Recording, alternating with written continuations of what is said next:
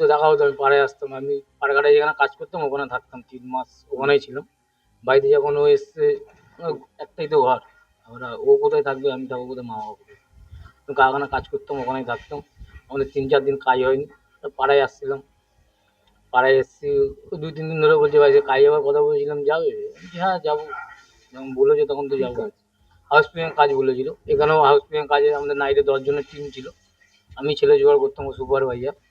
এবার নিয়ে তো কে তোমাকে বলেছিল এটা? সুভাষ মণ্ডল। তোমার সঙ্গে আগে থেকে পরিচয় ছিল? আগে থেকে মোটামুটি 5-6 বছর হবে পরিচয় আছে। লকডাউন থেকে পরিচয় হয়েছে। এবার আমার কাজে যাওয়ার নাম বলেছে, বলছে তোমার আধার কার্ডটা নিয়ে নিও, আর একটা টেস্ট করতে হবে, মানে তোমার ব্লাড গ্রুপটা কী আছে জানতে। তা ওইসব খরচা হচ্ছে আমাকে নেয়নি, সাদা মনের কারণেই গেছি। ওরা উনি একটা টেস্ট করিয়েছে। কবে গেছি? এখান থেকে মঙ্গলবার দিনটা বেরিয়েছি, তারিখটা? জুলাই? জুলাই মাসের শেষের দিকে। ওরা মঙ্গলবার দিনকার নিয়ে গেছে এখান থেকে। আমার ওখানে বৃহস্পতিবার দিনকার ট্রেনটা আমাকে বলেছিল দিল্লি যাবো ভাই কাজে, তুমি একটা হসপিটালে কাজ আছে, হসপিটাল কাজ, তুমি যখন হসপিটালের কাজ জানো, আর ডিসান হসপিটালে আমি কাজে যেতাম। আমাকে হসপিটাল থেকেও বলেছিল কাজের কথা, আমি ছুটি ছাড়া দেবে না বলে আমি না করে দিতাম। আর ও যখন বললো চলো ভাই তাহলে এখানে বাইরে থাকবে, মাসে 1-2 বার আসবে, মাইনা কম 25,000 টাকা মতো মাইনা দেবে, এরকম বলে আমাকে নিয়ে গেছে। দিল্লি যাওয়ার কথা বলে আমাকে পাঞ্জাবে নিয়ে গেছে, লুধিয়ানায় নিয়ে গেছে। তা আমি তো জানি না কোন, আমি জানি ওরা পাঞ্জাব, পুরো পাঞ্জাবি পরে হয়তো, ঠিক আছে। নিয়ে গেছে, আবার নিয়ে গিয়ে মানে ওদের যে রুম ছিল, রুমে আমি ঢুকতে হবে, মানে ফ্রেশ হয়ে 2 দিন ট্রেনে ছিলাম, চান বান করিনি। ফ্রেশ ফ্রেশ হয়ে খাওয়া দাওয়া করতে না করতে বলছে রুমে থাকবো না, তারপর স্টেশনের পাশে একটা রুম ওরা বুক করেছে, আমাকে ওখানে টোটো করে নিয়ে গেলো, নিয়ে গিয়ে রুমে রাখলো। এবার ওরা ঘুরতে গেলো, আমার জন্য খাওয়া দাওয়া নিয়ে আসলো। আমাকে বলছে তোমাকে বাইরে বেড়াতাম, গেল ওরা কী করতে এমন তো দেখিনি। আমি বেলকুনিতে বেড়াচ্ছি দেখছি, ওরা দেখি ওরা এসছে রুমে, আমি টিভি দেখছিলাম রুমে বসে, আসলো খাবার দাবার খাওয়ালো। 2-3 দিন ওখানে ছিলাম। ওখান থেকে বললো চলো তুমি যে এক জামা প্যান্ট পরেই আছো, মার্কেটিং করতে যাবো। মার্কেটিংয়ের নাম করে নিয়ে গেলো, নিয়ে গিয়ে ওখানে, ওটা হসপিটাল বলে আমিও বুঝতে পারিনি যে ওটা হসপিটাল আছে, কেউ দেখলে বুঝতে পারবে না ওটা ওখানে ওইসব কাজ হয়। এবার আমাকে পিছন দিক দিয়ে ঢুকেছে, আমি সামনের দিক দিয়ে ঢুকছিলাম, বলছে সামনে দিকে পিছন দিক দিয়ে চলো গেট আছে।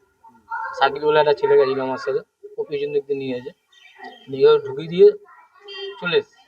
ওই স্যারের সাথে দরকার আছে, কথা বলবে কাজের বিষয়, স্যার বলেছিল নিয়ে এসছে। এদিকে আমাকে বসতে রেখেছে। তারপর যখন আমাকে একটা ঘরে ঢুকিয়েছে, দেখছি আমার বেড ফেড রাখা আছে, এদিকে 3টে বেড, ওইদিকে 3টে বেড। এবার কি একটা দিল মুখে, আমার আর হুঁশ নেই। মোটামুটি 8টা 8:30 বাজে, আমি ঘুমিয়ে পড়ি।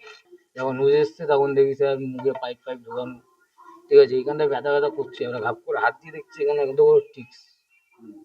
প্রথম ওই ছেলেটা, আমিও জানি না, 2-3টে 4-5টা ডাক্তার ছিল, ওরা আমাকে ওখানে আবার কি মুখে দিলাম, জল চাইছিলাম, মুখে পাইপটা ঢুকছে তো গা পা গুলাচ্ছিল, জল চাইছিলাম।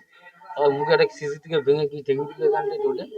আবার 2-3 ঘন্টা আমি বের হই। তো বাড়িতে নিয়ে গিয়ে 2 দিন আগে তখন জিজ্ঞেস করলাম ওকে পরে, ও যখন আমার জন্য জুস ফুস নিয়ে আসছে, আমি দাদা তুমি এসবগুলো নিয়ে আসছো, আমার তো খিদে পাচ্ছে, আমি কী খাবো? বলছি তোমার লিকুইড খেয়ে, আমি দাদা এটা কিসে হয়েছে? বলছি তোমার এরকম একটা কিডনি বার করে নিয়েছে। আমি এটা কার বুদ্ধি, কে করেছে? বলছি তোমার কাছে নিয়ে এসছে সুভাষ মণ্ডল, সেই করেছে। থানায় ডায়েরি টায়েরি করে কিছু হবে না, ওরা 5-6 লাখ টাকা দিলে ও জামিন পেয়ে যাবে। আর হচ্ছে আমি ব্যবস্থা করবো তোর কিডনিটা যাতে ফিরে পাওয়া যায়, আর হচ্ছে তুই সারা জীবন বসে খেতে পারিস, সেই টাকার ব্যবস্থা আমি ওর সাথে কথা বলে তোকে পাঠিয়ে দেবো। ওর সাথে বলতে কার সাথে কথা বলছো? সুভাষ মণ্ডলের সাথে। প্রভাস মণ্ডলের সাথে? প্রভাস মণ্ডলের সঙ্গে ওর জানা পরিচয়? হ্যাঁ, জানা পরিচয়, কিন্তু একই জায়গায় তো সব থাকে। একই জায়গায় থাকে? হ্যাঁ। মানে সিভিক ভলেন্টিয়ারের কাজ করে, সে এসে বলছে যে আপনারা যাবেন না? না না, কাকে বলেছে এই কথাটা? কথাটা আমাকে বলেছে। তো আমার একটা কাকি আছে, সে কাকিও এখানে ছিল, আমার বাবা মাও ছিল, মানে সবাই ছিল, ও ছিল ঘরে শুয়ে ছিল, এরকম করে এসে বলে গেছে আমার। মানে সিভিক ভলেন্টিয়ার এই কিডনি বাঁচার সঙ্গে, তাই তো? হ্যাঁ, মনে তো এখন সেটাই হচ্ছে, কেননা ও যখন এত বড় কথাটা বলেছে, নিশ্চয়ই ওর সাথে কথা বলে, ওর সাথে যুক্ত আছে, নাহলে তো একটা মানুষ এরকম করে হুট করে বলতে পারে না যে আমি দায়িত্ব নিচ্ছি যে ও তোকে কিডনিটাও দেবে, প্লাস তোকে সারা জীবন বসিয়ে খাবার খরচাটাও ও দেবে। মানে ওর যা অবস্থা হয়েছে, আমার ভাইয়ের যেটা অবস্থা হয়েছে, ও তো আর কোনোদিনই কাজ করতে পারবে না।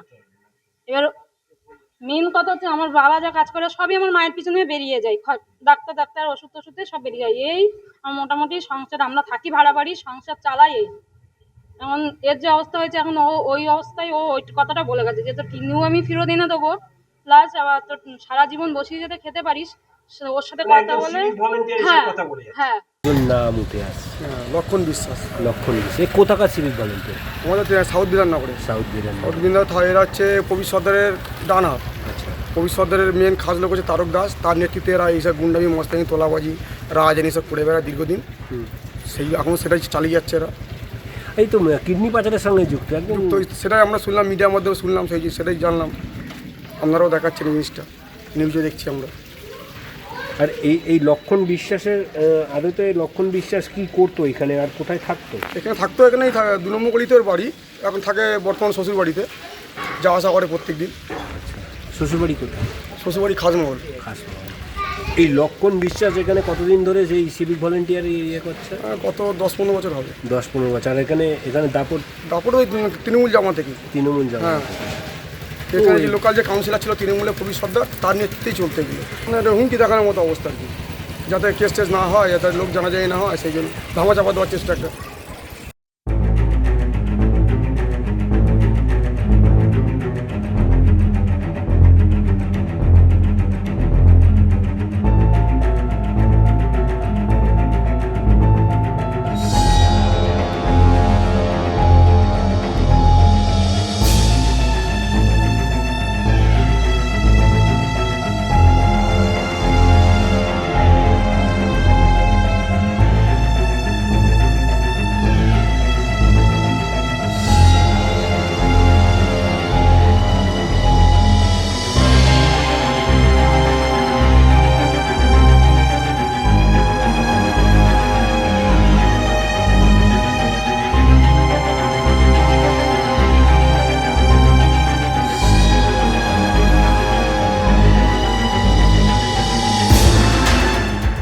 ফলো করুন সংবাদ প্রতিদিন ডিজিটাল।